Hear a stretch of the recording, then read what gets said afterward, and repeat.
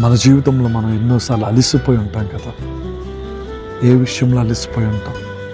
మనలో ఎంతోమంది ప్రతిరోజు దేవుని పాదాల దగ్గర కన్నీరు కార్చుకుంటా ప్రార్థన చేసి ఏంటి నా ప్రార్థనకు జవాబు రావట్లేదు అని అలిసిపోయి ఉంటాం కదా.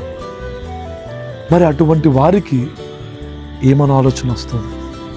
దేవుడు ఇంకా లేడు, ఆయన నా ప్రార్థనకు జవాబు ఇవ్వడు అని ఆయన చేసిన మేలులన్నీ మనం మర్చిపోయి ఆ ఒక్క విషయంలో దేవుణ్ణి విడిచిపెట్టేద్దాం అని మనం అనుకుంటాం.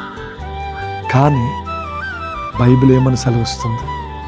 కీర్తనలు 40వ అధ్యాయం 1వ వచనంలో, యెహోవా కొరకు నేను సహనముతో కనిపెట్టుకుంటేనే ఆయన నాకు చెవియొగ్గి నా మొర ఆలకించును.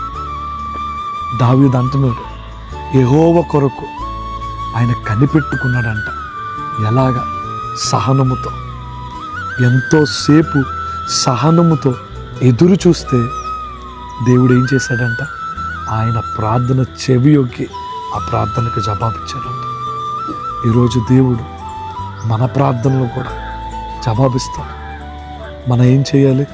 సహనముతో ఆయన మనం కనిపెట్టాలి. సహనముతో ఆయన పాదాల దగ్గర మనం ఉండాలి. ఆయన పని మన మొరలు ఆలకించడం, మన మొరలకు జవాబు ఇవ్వడం. ఈరోజు సహనముతో నువ్వు కనిపెడితే నీ ప్రార్థనకు ఆయన జవాబిస్తాడు.